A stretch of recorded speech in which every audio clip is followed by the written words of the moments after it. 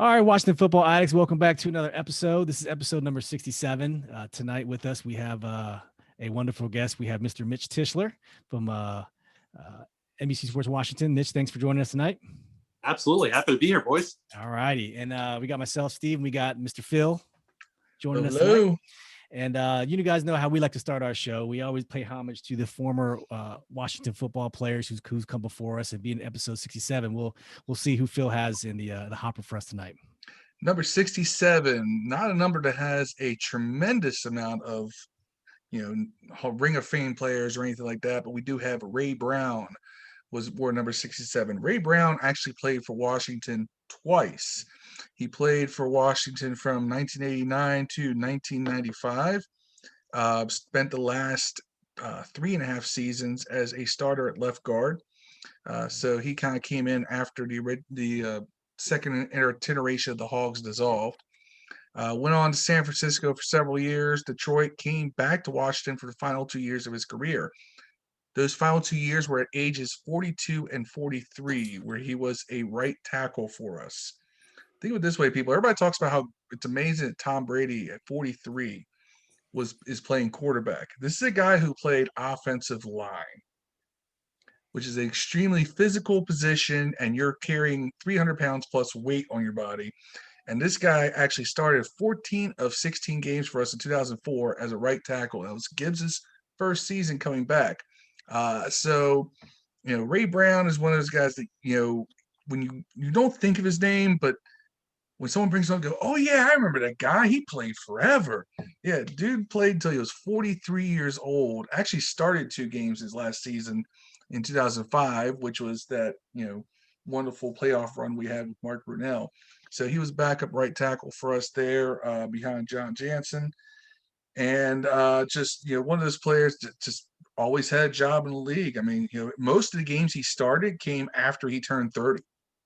So, talk about, if you just put in the work, stick with it, you can make a long career out of the NFL. So Ray Brown's that guy. Yeah. Hey, Mitch, and if you don't know, Phil is very similar to you, is that he has an affection for linemen, whether it's each side of the ball. I know you have that about you, but you and Phil would get along just great. He's a smart guy. I can tell. He's pulling Ray Brown for your player at number 67. He's definitely got some deep cuts in there. There you go. Okay, we just had the 2021 NFL draft. So we'd like to focus our discussion with you tonight, on the draft. So let's just go right out the gate, Mitch. How did you personally consume the draft? Where did you watch it? What were you doing? What was your environment like for draft night last Thursday? It's funny. This is the first time in probably 10 to 12 years that I wasn't at the draft or on TV doing some of our podcast stuff and our live streams and whatnot. So this year, just like everything else in the kind of COVID world has been weird and wild. And I was at home like everybody else. I had don't tell my bosses, a beer next to me. I had the draft on and was enjoying it. It was a lot of anticipation because we had a lot of, content set up around the draft. But it was the first time that I really got to sit back and watch the full coverage and kind of chill. And it was fun seeing how the other side lives a little bit. Yeah, and that's kind of cool. See, I'm glad you brought that up because I wanted to ask, being, we're fans. You guys do this every day. You get paid for it. You guys are the experts. You get the inside, you talk to people. You do this every day. Sometimes, we watch stuff for fun. So you guys, like you said, you don't get much opportunity to just kick back and be a fan because, you're doing it for a job. There were a million bad things about COVID and,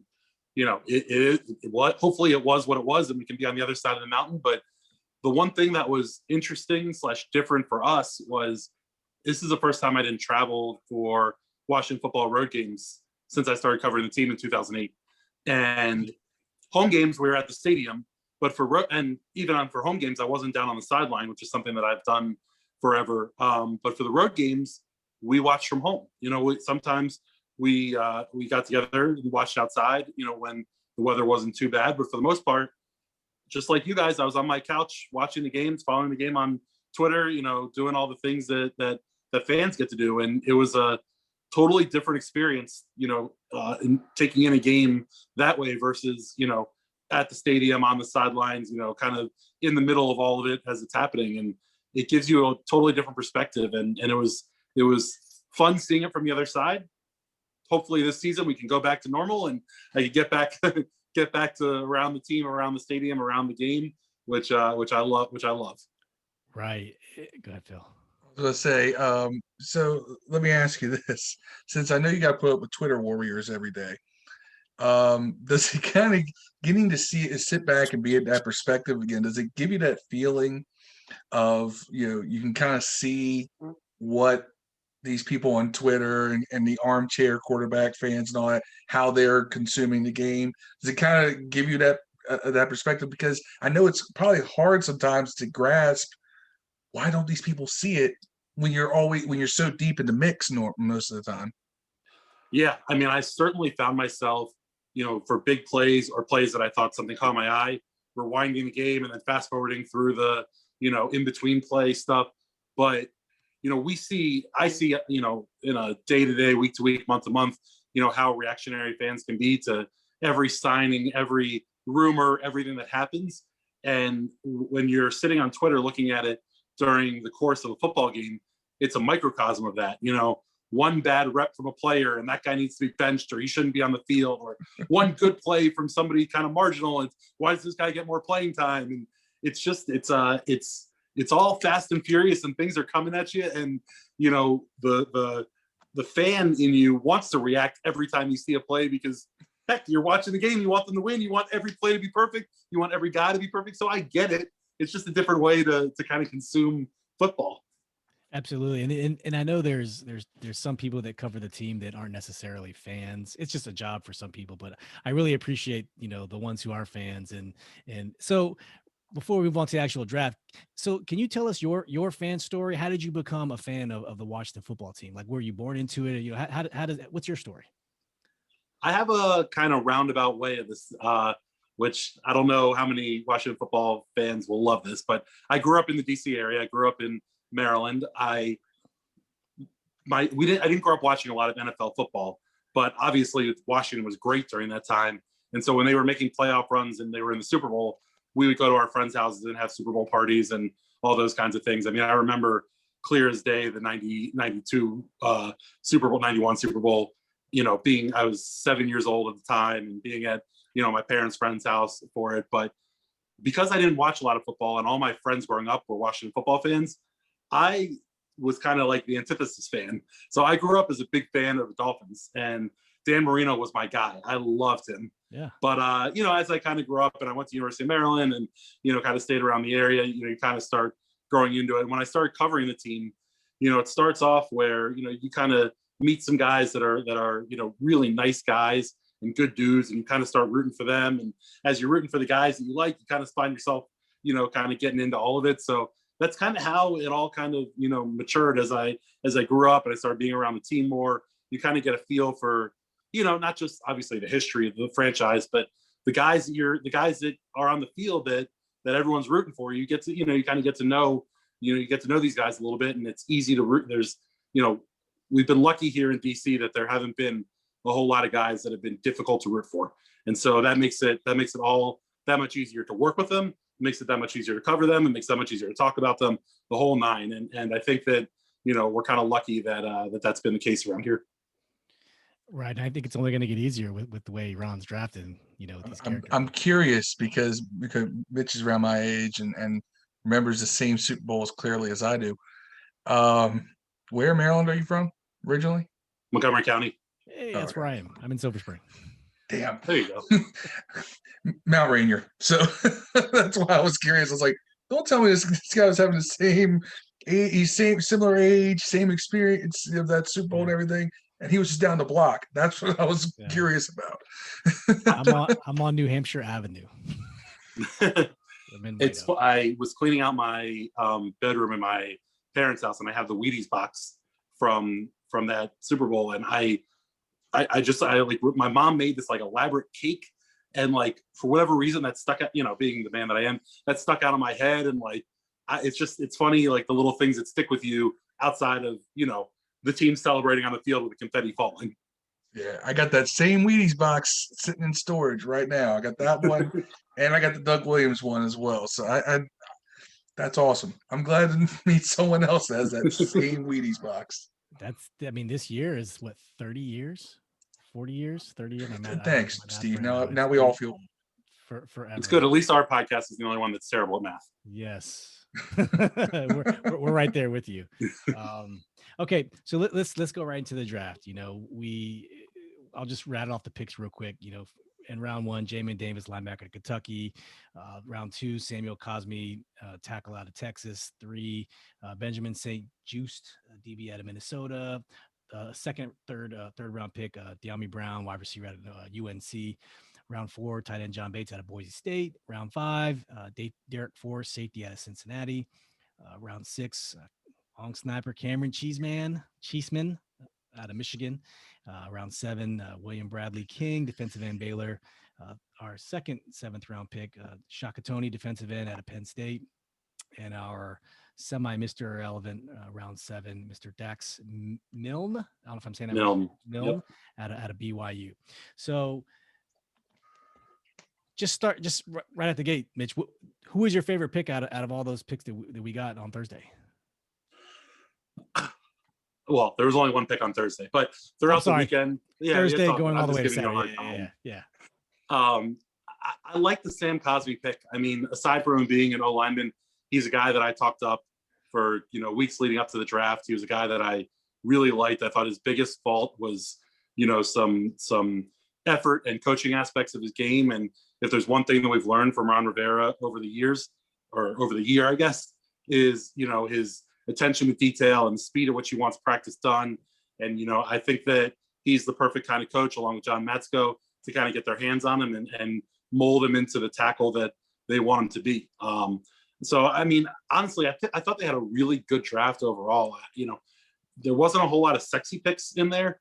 Maybe the De'Ami Brown pick might end up that way if we, when we look down the road a couple of years. But it was a lot of super solid players with high floors that you expect that, even if they don't become superstars, they won't be complete busts. And that's important. And I think that they did a good job kind of rounding up the roster in this draft.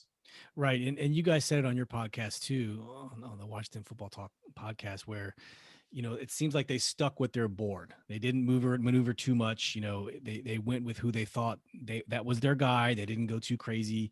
And it was about speed and character, just like you said. It seemed like that was the theme, at least what JP said, for the draft. And it seems to be spot on. They want a fast team. And I think you can build a lot from the speed. They want a fast, disciplined, highly athletic team, and I think that's what they put together. And I think nobody epitomizes that more than Jamin Davis. I mean, he's a dude who might not be the sexiest pick, just like kind of the rest of them, but he's a guy who, I think you plug in day one, and he might never become an All-Pro. He might never have 200 tackles and 10 sacks, but he's going to be a solid pro linebacker, and that's something that Washington hasn't had a lot from that position over the past few years. And he's the type of guy that you need to build out the roster. And I like the pick for, the type of guy that he is. We talked to Mark Stoops, his college coach, a little bit today, and he was raving about him, not just as a football player, but as a person, and how the only difference between this year and last for him at Kentucky was opportunity. And had he come back, for another season, he might have been a top 10 pick. He was a guy who was clearly ascending, and the fact that Washington was able to grab him, at 19, I think, is a testament to two coaches that have a lot of linebacking experience in Ron Rivera and Jack Del Rio. And if those dudes can look on tape and see a guy who they think has a high ceiling, who are we to question that? Right. Those are dudes that won Super Bowls and are coaching at the top level. Yeah, and before I turn it over to Phil, you said Samuel Cosme was your favorite pick. Ron, on the interview, Ron said that there's no guarantee he's going to start. He wouldn't commit to him starting at left tackle. He should. And Ron wants mean and nasty players, and the best players will play. I think that keeps people on their toes. It gets people motivation to do well because, hey, I might not start. My job might be in jeopardy. I got to be the best all the time.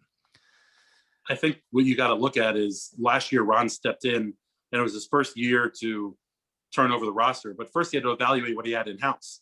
And I think he was able to do a lot of that last year. And I think we saw a lot of the changes that he started to make And this is the first real year that he has his hands kind of at the throttle and can bring in the guys that he wants. And I think that, what he's doing along the offensive line is a microcosm for the team, because he keeps bringing in guys who could be starters and maybe in years past would have been anointed starters, but he's bringing them in to compete, and not just for this year, but guys who can potentially help build you next year, 2 years, 3 years from now. And I think that's kind of an important part, is that, they're not just happy that they have, Cornelius Lucas, who played well last year at left tackle, but there's room for improvement, but he might be gone next year. Morgan Moses is getting close to the end of his contract. Brandon Sheriff. You're seeing these guys where, would be big holes next offseason or 2 off seasons from now. They're starting to address them early. And I think kind of having that foresight and being able to play kind of roster chess instead of roster checkers goes a long way. And I think that's where Ron and this staff, the Martin and Marty duo is heading. And that's exciting, because Washington hasn't had kind of a precise North Star for a long time. And that goes back to probably maybe Gibbs 1, Right. You mean we have a vision? We have an idea of how we want to build a team. It's very refreshing to be run like a professional franchise again. It's very nice. And my last question I have for you is, me personally, I wanted offensive lineman at pick 1. I was looking at Darisaw. I was looking at Vera Tucker. I know Phil doesn't like Vera Tucker. And then the lineman from, I think, Northwestern, his name escapes me, but Later. Rashawn Slater. Yeah. Sorry, Phil, I would have been happy with one of those guys, even Leatherwood. I was a Darisaw guy. I was calling that from day one. But I was a big Darisaw guy too. Yeah. But if you would have told me that they were going to get, I was surprised that the run of tackles in the second round happened. Not to get too deep in tackle talk, because Phil and I could probably go for a while on this. But I was surprised that the tackle run went as early as it did in the second round.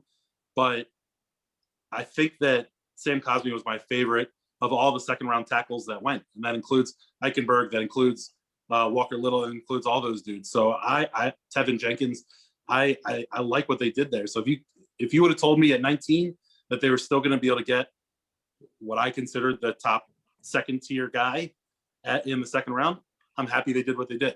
Yeah, absolutely. And Cosmi's physicals, I mean, his physical athletic ability is off the chart. I didn't know that before the draft, but I'm excited. And I think he can be the starter at left tackle. But was there ever an inkling in your mind that we were going to trade for a quarterback in round 1? Not really. Things would have had to fall considerably, and the right guy would have had to fall. I don't think that they were ever particularly interested in Mac Jones. In fact, as he started getting deeper in the draft, I kind of was talking to myself out of even taking him if he was available at 19. I think that, they have competent quarterback play, seemingly, at least better than in the past few seasons. And Ron seems very, set on building a deep roster and getting these guys going. And it's tough to build a deep roster when you're trading away multiple first round picks to get up there. So, certainly there was never a thought in my mind that they were going to move into the top 10.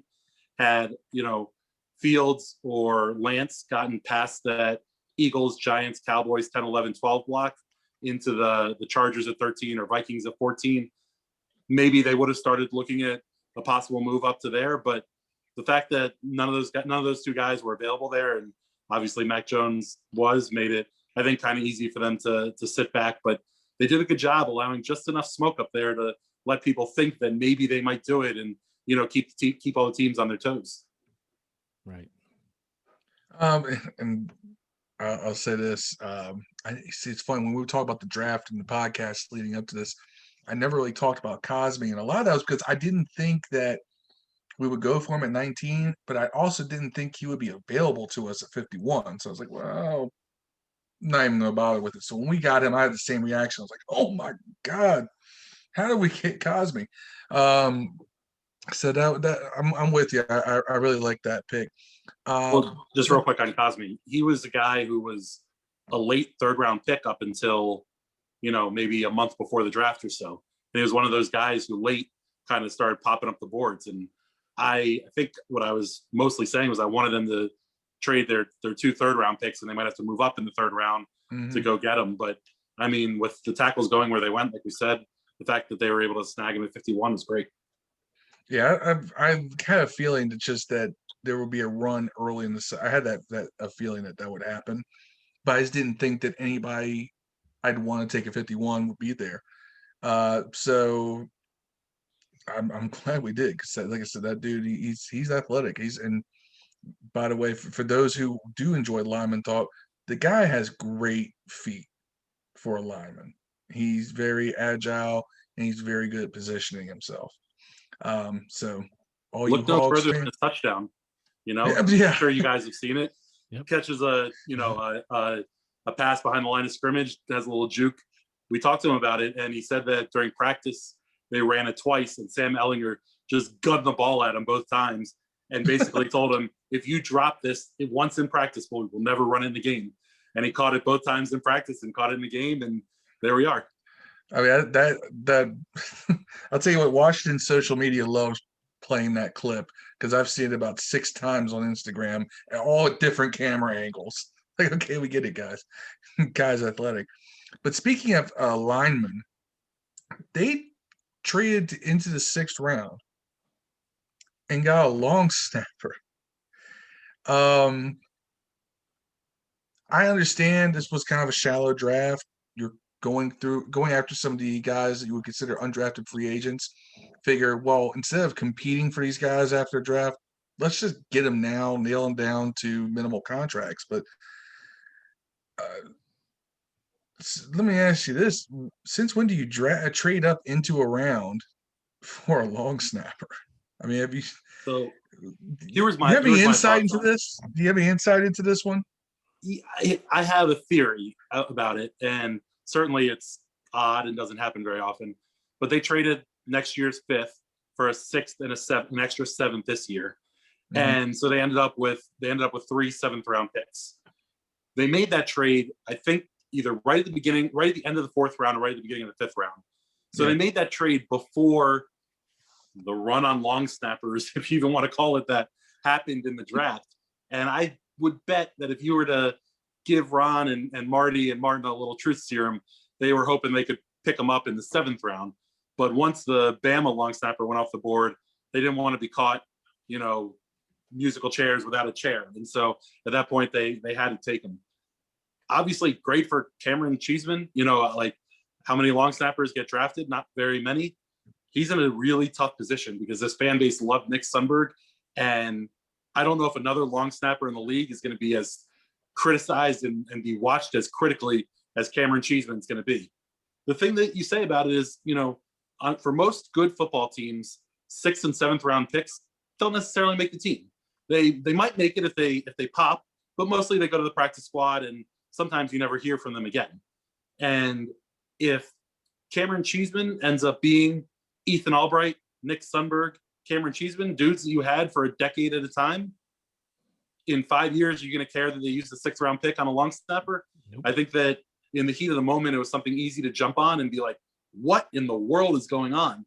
But after the fact, when Ron described the UDFA thing and, kind of his reasoning behind it, it just reinforced that everything that this front office is doing is with a purpose. There's a reason. There's no panic. There's no, well, I felt like doing it. It's all, there's a reason we're going to do this. This is why we did it. And honestly, it makes sense. It's better to get some of these guys who you might not have had an opportunity to. I think the biggest dude is Shaka Toney. I mean, he's a guy that might have gone undrafted, and you would have had to battle to get him. And obviously, we all know how good the defensive line is / OLBs, but they do need some depth from it. And adding a guy who, is 8th in Penn State history and sacks and, was able to kind of consistently get after the quarterback like he did, I'd rather trade up and get him in the 7th round than have to battle the, Chicago Bears to sign this dude once undrafted free agency opens. So it made sense, but it certainly was a head scratcher at the time. And Ron did a one-on-one with him, which is even crazier. Like a long snapper, even crazier. I mean, that was one of my biggest takeaways from the draft was how much time Ron spent, because we were talking about 4th, 5th, 6th, and even in some cases 7th round players that Ron was having one-on-one Zoom meetings with. Dude, imagine how many other players he had one-on-one meetings with, right? Those are just the guys that they ended up actually drafting. And to have a coach as dedicated as that is amazing, because you go back to the previous regime and more the GM role, Bruce Allen, Washington was well known to pick players that they never interviewed. I go back all the way to the Trent Williams draft, where they brought in who was the tackle that went to Seattle, just became a free agent. Russell Okung. Russell Okung. They brought in Russell Okung. They wined and dined him. He had dinner with the owner. Up until an hour before the draft, that's who Washington was taking. And then out of nowhere, they took Trent Williams. And that pick ended up being great. But we certainly can look at a ton of other first and second rounders that didn't pan out quite so well. So to have a coaching staff that dedicated and that kind of on ball, on point is impressive. And it doesn't do anything more than give you more confidence that what they're doing is the right way of doing things.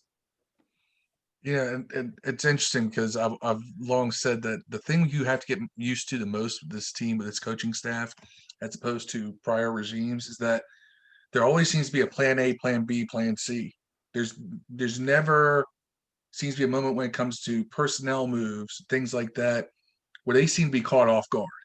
At least so far. Now we've had a small sample size compared to, say, the Jay Gruden regime, but that's one thing that I really like. Is that it seems like they don't have just one plan. There's plan A, plan B, plan C, plan D. There's multiple avenues. We saw it with the quarterbacks. They went up to Stafford. Stafford wasn't available for what they wanted, so they moved on to Ryan Fitzpatrick. But you talk about 6th and 7th round picks, and that actually transitions well to my next question. Who do you think is a dark horse to make this team? Of the 6th and 7th rounders? Yeah. Who do you think is a dark horse? I mean, Cheeseman obviously is this long snapper. Unless something happens, we expect he'll have a role. But who do you think is going to be that dark horse out of those late round guys? If you're going to allow me to include a 5th rounder, I think Derek Forrest is everything that Washington's looking for, in not just the person, but a player too. He came in talking about how he wants to be the best special teamer he can be, and I think that for a guy to have that mentality, every drafted and undrafted rookie should come in knowing that they're going to have to play special teams, but they all have a regular position as well. And generally those guys come in and talk about what they did or didn't do in college, how they can add to the team, offensively or defensively. This dude came in and immediately started talking special teams. And, this team has been needing a lot of help there, especially to get a standout stud, not to mention their need at safety to get a little bit of depth. Now, when you look at the 7th round, could one of those two defensive ends particularly make the team and be kind of one of those depth guys? Sure. But I mean, when I look at, William Bradley King, he's a dude that seems rather raw. In reading kind of some scouting reports by him, it's, he's a dude who has a ton of size and a ton of raw strength, but not a lot of moves. And to me, that's a guy that you can mold. Let Sam Mills get his hands on him, maybe spend a year on the practice squad, get a couple of those extra moves, work with, Chase Young, Montez Sweat, John Allen, Theron Payne, all those first rounders, and, see if that kind of, peaks it. But I think that, those 6th and 7th rounders, really the 7th rounders, should be practice squad players.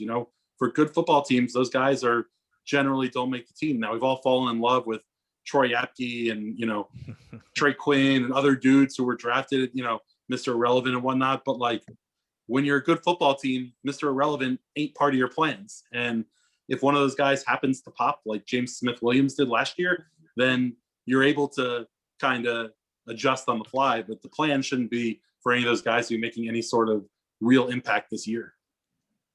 That totally makes sense. What's your take on John Bates?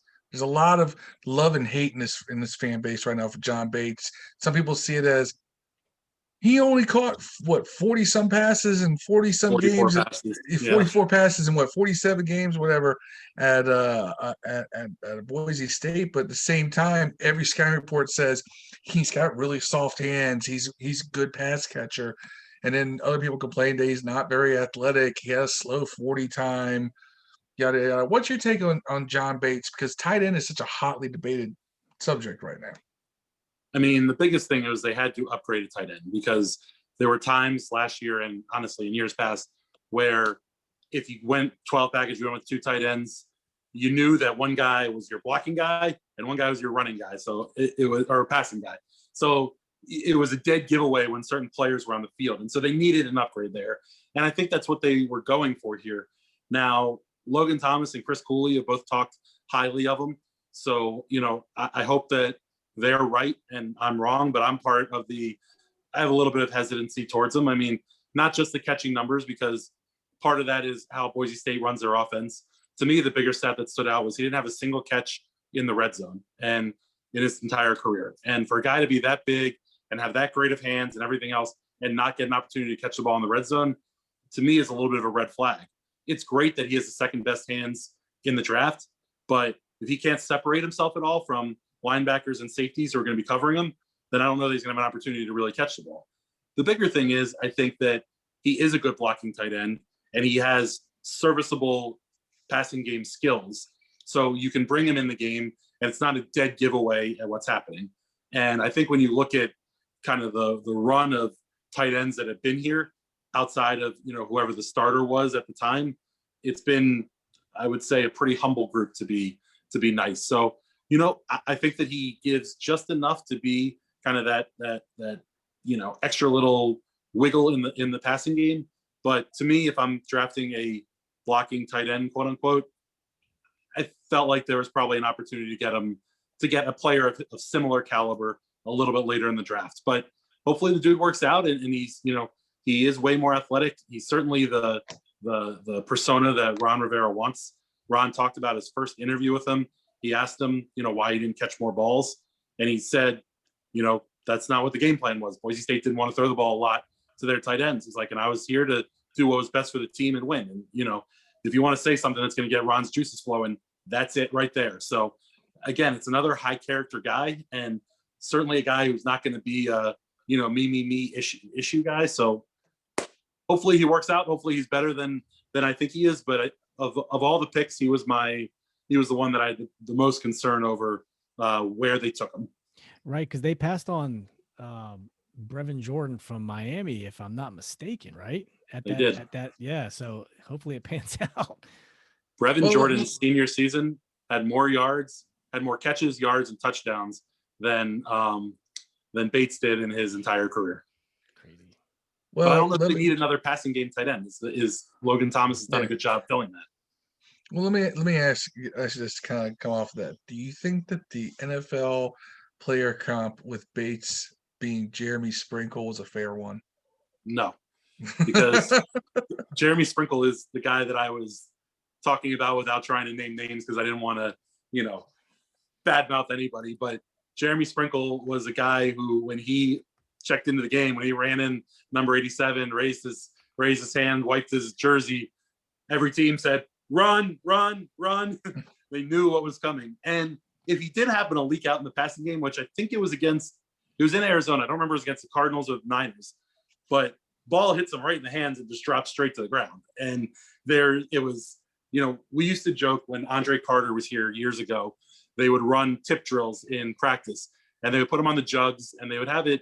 And every time they threw the jugs at him, it would just ricochet off Andre Carter's hands. And we used to joke, it was like clang, dang, bang every time. And that's kind of what it was like for Jeremy Sprinkle. So I think Logan Thomas might be a better comp than Jeremy Sprinkle ever was.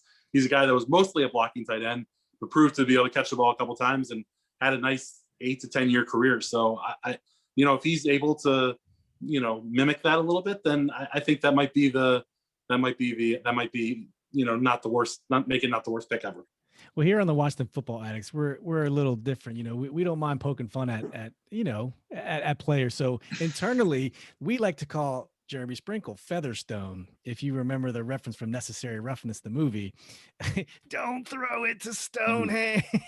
That's how we called Sprinkle Featherstone. So he's in Dallas. He's in Dallas this year. So we'll see what happens if he makes the roster or gives away the playbook. So I don't know. We have our little admin group chat. Every time Sprinkle checks into the game, Steve has his little GIF pulled up of a Featherstone running a post pattern and then going, "Don't throw it to Stone hands." Posts in the group chat every time, like, "Sprinkle's in, don't throw it to him." So yeah, we get the the ability to be a little bit more down on some of those guys, especially somebody who's now playing for the Cowboys. You know, we don't have Certainly, to if the love them dude as played for the much. Cowboys, fair game. Um, and I kind of get the vibe what your answer is going to be in this, but I have to ask: do you think we got significantly better after the draft? I think that I don't think it was a dynamic draft. I said it before, like there just wasn't a particularly sexy draft. I think this team is deeper and more more ready for an NFL season than Washington football teams in the past have been. Brian Mitchell yells about it all the time, how you have to coach all 56 as opposed to the starting 22. But part of the reason that it didn't seem like those back end guys were ever coached was because they were really super fringe NFL players. And you saw it as these, wide receivers, everyone would get up in arms, would go sign elsewhere. And like, see, that guy's going to be a star elsewhere, Simi Cobbs and whoever else. And I think you're starting to see a situation now where you have depth at a lot of different positions. So, if Brandon Sheriff goes down, you're not crushed. If, Cornelius Lucas goes down, if Terry McLaurin has to start missing games, you're in a situation where you have competent players deeper across the board. And when Ron talks about building his culture, it's about, bringing in the right kind of guys, but it's also about bringing in guys that you can win with. And it's not necessarily about grabbing a superstar every top opportunity you can get. Sometimes it's about grabbing, guys, like I said, with high floors who, even if they don't, pan out to be superstars, are still good, solid NFL players and can contribute. And it wasn't a sexy draft, but that doesn't mean they didn't get better. I think this is a better football team. And honestly, if they're a quarterback away from being really, really, really competitive with every other team in the league. Yeah, that's good stuff.